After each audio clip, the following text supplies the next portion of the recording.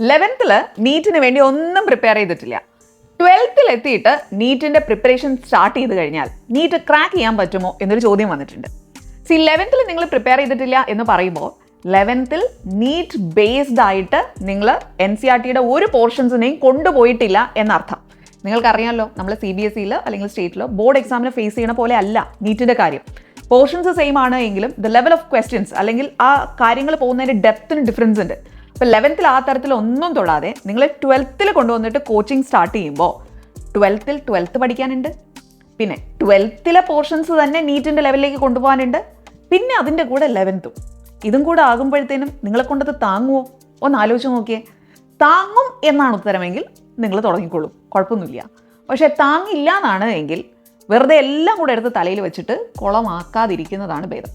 നമ്മളിപ്പോൾ NEET JEE ഒക്കെ പോലുള്ള നാഷണൽ ലെവൽ എൻട്രൻസ് പരീക്ഷകൾ എഴുതണം എന്ന് ആഗ്രഹിക്കുന്നുവെങ്കിൽ നിങ്ങൾ 11ാം ക്ലാസ് പഠിക്കുമ്പോൾ തന്നെ അതിൻ്റെ പ്രിപ്പറേഷൻസ് അതിൻ്റെ കൂടെ കൊണ്ടുപോകാൻ ശ്രമിക്കുക. അതിന് മുന്നേ ചെയ്യേണ്ട ചില കാര്യങ്ങളുണ്ട് കേട്ടോ. അതെന്ന് പറയുന്നത് അടിസ്ഥാനപരമായ നമ്മുടെ സയൻസ് മാത്സ് വിഷയങ്ങളിലുള്ള നോളജ് ഉറപ്പിക്കുക എന്നുള്ളതാണ്.